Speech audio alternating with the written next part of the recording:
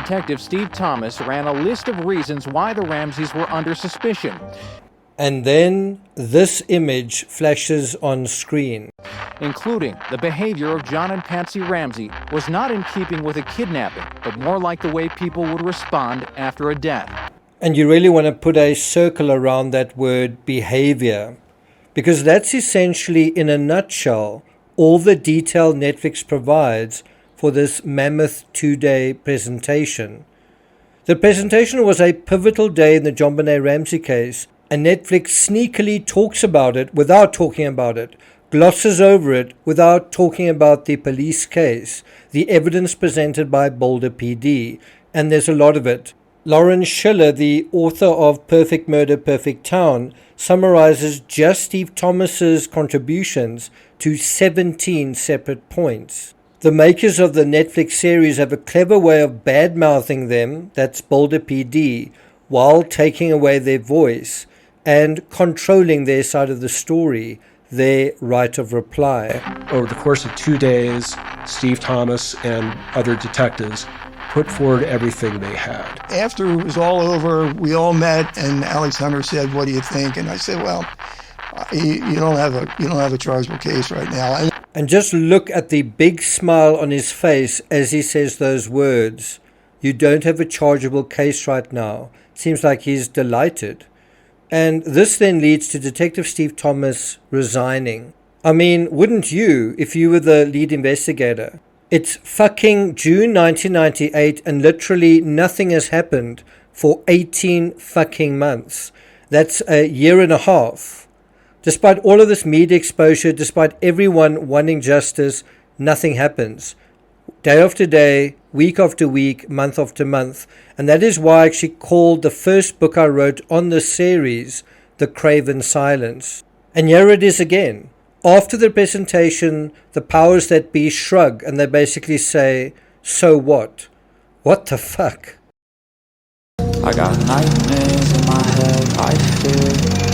Thoughts build up until I can't feel. My mind fills up into a creature, and it haunts me somewhere much deeper. I got nightmares in my head, I fear. Hello and welcome to True Crime Rocket Science, the most authentic voice in true crime. Now, I really do think we ought to deal with the contents of Detective Steve Thomas's resignation letter, don't you? Would you like me to? Perhaps I could just read the whole thing out, perhaps in a live stream or some other format. I do think it's important we deal with it. I also want to deal with, in a lot of detail, in far more detail than Netflix did, the evidentiary points raised in that pivotal presentation that was made that day in June. By the way, in midsummer, in a building in Colorado where the air conditioning wasn't working. One wonders whether that was deliberate as well. Would you like me to do that? Well, we're going to do that in this analysis, and we're going to get to that. Those more than a dozen points, 15, 16, 17 points, we'll go through them in a forthcoming episode, in a forthcoming analysis. But for now, let's stick to the narrative of how the grand jury came about. Before we do, I do want to raise just one evidentiary item, if you'll permit me, from the presentation. And I predict it's going to blow your socks off. Before we get to that, if you haven't subscribed to the channel, please do. Welcome to the many of you who have subscribed. I just want to clarify a point I made earlier where I was talking about the order of the books. You do need to read Sequence Star after the Day After Christmas series, and then after Sequence Star, then it's the Black Star Over Bethlehem trilogy, and that deals with the years 2007 and beyond. And then finally, Christmas Star. Again, if you're very impatient to read my analysis before it comes out on YouTube, you can join the community on Patreon at patreon.com/TCRS. And you can get a lot of content posted every day on the $3 tier. If you're finding this analysis worthwhile, please like, share, leave a comment. You can also hit the thanks button, and let's get started. Now, there's a saying, it takes a thief to catch a thief. That's true with storytellers as well. Storytellers, and by that I mean people who I include people who make documentaries like we see in this case. They are also master manipulators. They are subtly pulling your strings in an artful psychological hypnosis. They're quite selective in what they put in, and they're quite selective in what they leave out. And it's very difficult to recognize how they're doing it if you don't know the full story inside out to begin with. And who does? Except someone else who has researched the story back and forth over months and months leading into years and 6 ways from Sunday. Now, just think of the narrative contrivance. You spend the first half of the episode, this is episode 2, embarrassing and humiliating and undermining Detective Steve Thomas, right? In a situation, a questioning session that is actually out of context, outside of the timeline. I think this is somewhere beyond 2001. And then you say Steve Thomas made a presentation in June 1998, but you don't provide any detail about the presentation except the iffy, strange behavior of the Ramseys. Instead of providing some detail about the Boulder PD's case, all you say is this. Over the course of 2 days, Steve Thomas and other detectives put forward everything they had. And of course, Netflix doesn't put forward anything they had except the iffy stuff about the behavioral thing, which they've tried to debunk throughout the whole of episode 1. I have a much better evidentiary item to discuss, even if I say so myself. You can let me know if I'm wrong about that maybe it's not a very good evidentiary item.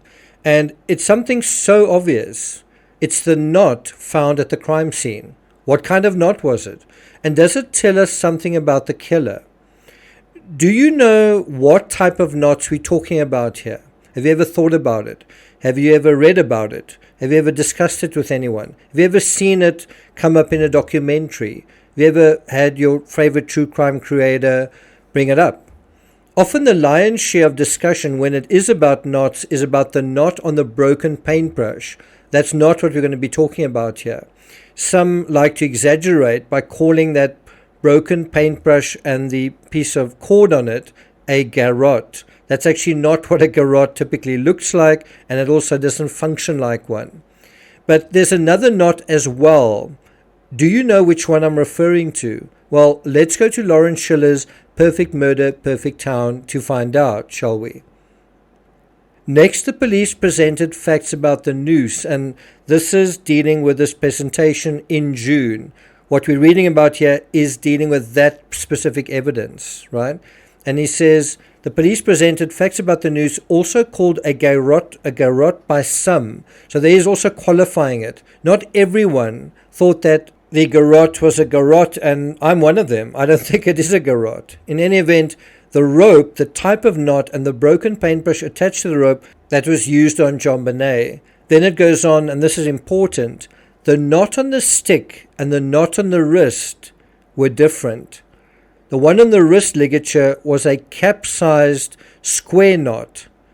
The rope had been pulled through a knot and acted as a noose rather than a true garrote. The point where the rope became a noose was at the back of the neck. And I must say the part that he assumes after that I actually disagree with as well. But let's come back to the capsized square knot. What do we know about a capsized square knot? Have you ever heard that term before? Well, it's more colloquially referred to as a reef knot. And if you think the word reef sounds like a maritime term, well, you're not wrong. And what happens when you do a simple Google search? You can do it yourself. Type in the words reef knot. Scroll down a little and you'll see this description. A reef knot is one of the 4 basic maritime knots along with the figure 8 knot and clove hitch. Now, try and stick with me. I know we're at the 9-minute mark, and I know this is where attention spans start to fizzle away. But it is important that you try to think about this, that you concentrate. Because there's more to this knot than meets the eye. It is a long history and other associations, but we won't go down that rabbit hole right now either. Suffice it to say, a quick gloss through Wikipedia's generic description of this knot reveals the following. Are you sure you want to hear this? The reef knot figures prominently in scouting worldwide. It is included in the international membership badge and many scouting awards. Below is the emblem, the logo, the badge representing scouts worldwide. Now look closer. Now scroll down to the symbolic meaning behind the reef knot. It cannot be undone however hard it is pulled, and unfortunately this was tragically true in JonBenet Ramsey's case. But here's the important part. It's symbolic of the strength of World Scouting's unity and family. That's why the knot is there in this emblem. Now, I believe another true crime YouTube channel will soon be dealing with the so-called garrote in the JonBenet Ramsey case. Let me just say, when one note is off, it eventually destroys the whole symphony, David. and that's really the problem in the Ramsey case. So many people go off on one note and then the entire symphony is destroyed. And people can't seem to recognize which note is off, and often it's multiple notes that are off. And that brings us to a really important question. Does this knot associated with sailing or scouts resonate with any of the intruder suspects? Was John Mark Carr a sailor or in the Navy? How about Gary Oliver? Was he a scout? Could anyone in the Ramsey family perhaps have a knowledge about boats or sailing or scouts? Does the knot narrative take us towards or away from the intruder theory? Have you ever had that thought before? Have you ever considered that? And this is the benefit to listening to these videos a little bit longer. You might learn something. You might discover some new information that you've never heard before. And that is just one little item of many taken from the police presentation. And it's yet another item that's not mentioned whatsoever in the Netflix series. Now let's come back to the original question. Why was there such a rocky road to the grand jury? Why did Alex Hunter convene a grand jury? Also, why didn't he? How did we get to June 1998 without a grand jury? But then ultimately, why did he? What got him to sort of cross that line? Now on paper, I do think arresting Patsy Ramsey in June 1998, which is presumably what Detective Steve Thomas wanted, I think that would have been a serious mistake. I also think that would have been an injustice. Do you agree? But at the same time, not doing anything, as the DA seemed to want to do, or not doing, perhaps what they wanted was to not do anything. Well, he seemed to be stuck in an infinite holding pattern, but that would have been an injustice too. If that was the result, that would have been an injustice as well. Now, look closely at the right-hand side of this news clipping provided by Netflix. Look to the right there. I'm leaning toward, and then in brackets, a grand jury. And that's a quote attributed to the District Attorney Alex Hunter. Can you believe it? The most Hunter was capable of committing to in June 1998 was to say to the media, I'm leaning toward. That's basically what he was saying. In the quote, he can't even say the damn words grand jury. Unbelievable. You don't have a chargeable case right now, and then that's when all of a sudden I get this letter handed to me that came into the office from Steve Thomas. Wow. Why is he laughing? I mean, that laugh is audible, and it's a big, open-mouthed, gleeful smile. I mean, think about the situation here. Think about the reality. The guy giving a presentation, this guy that is recapping 18 months of police work, and this recap is taking 2 days just to present. Well, he gives one of the guys in charge a letter or a message saying that he's resigning, and he's one of the lead investigators.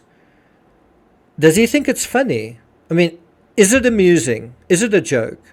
Is he happy that this is happening? Is he unhappy that this is happening?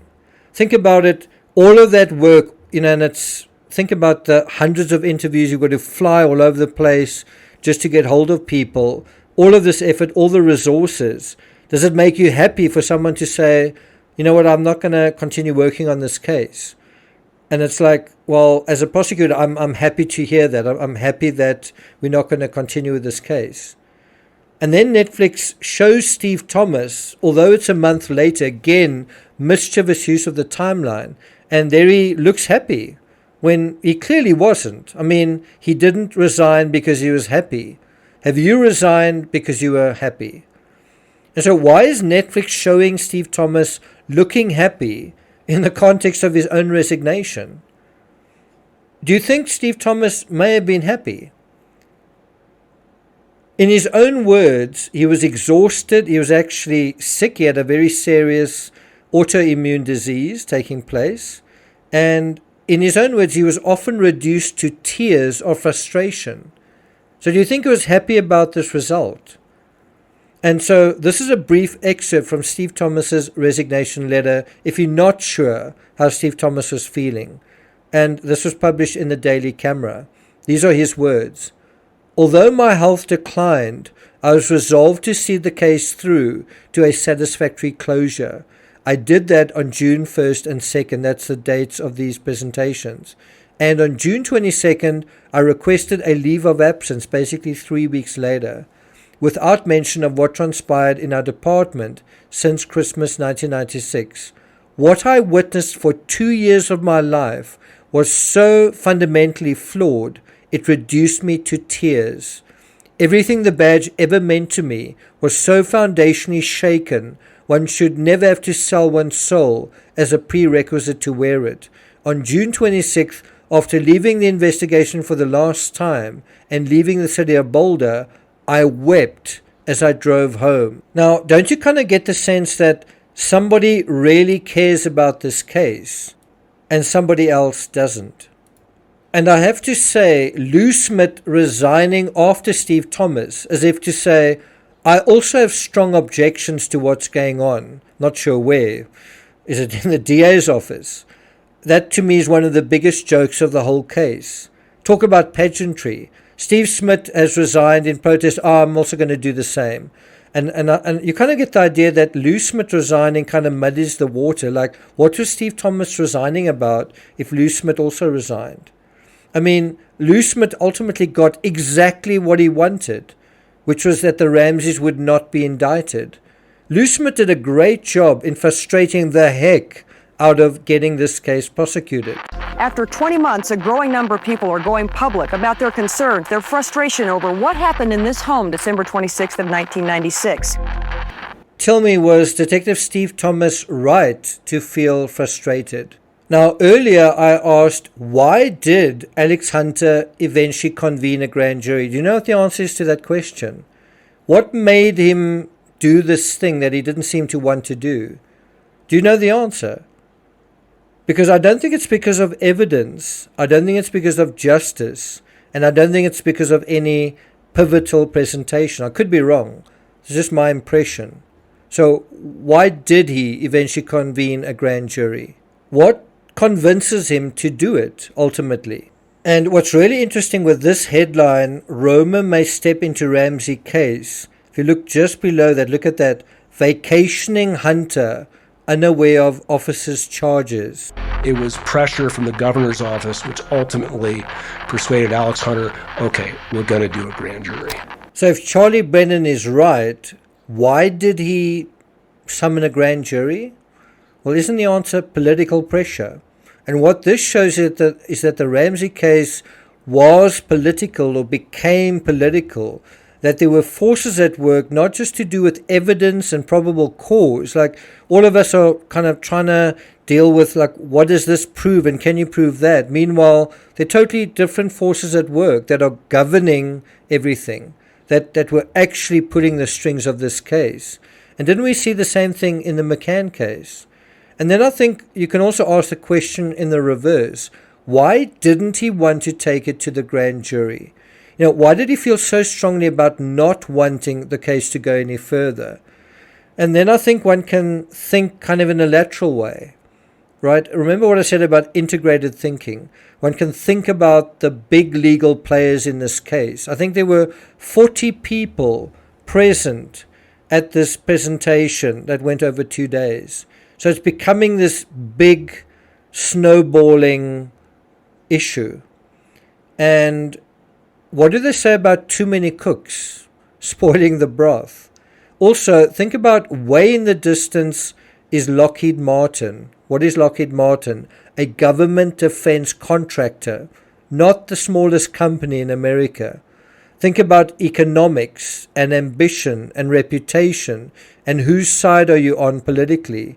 Because if you're on the wrong side, you could lose a lot, like Steve Thomas did and Linda Arendt did and many others did as well. If you're on the right side, well, you could win a lot.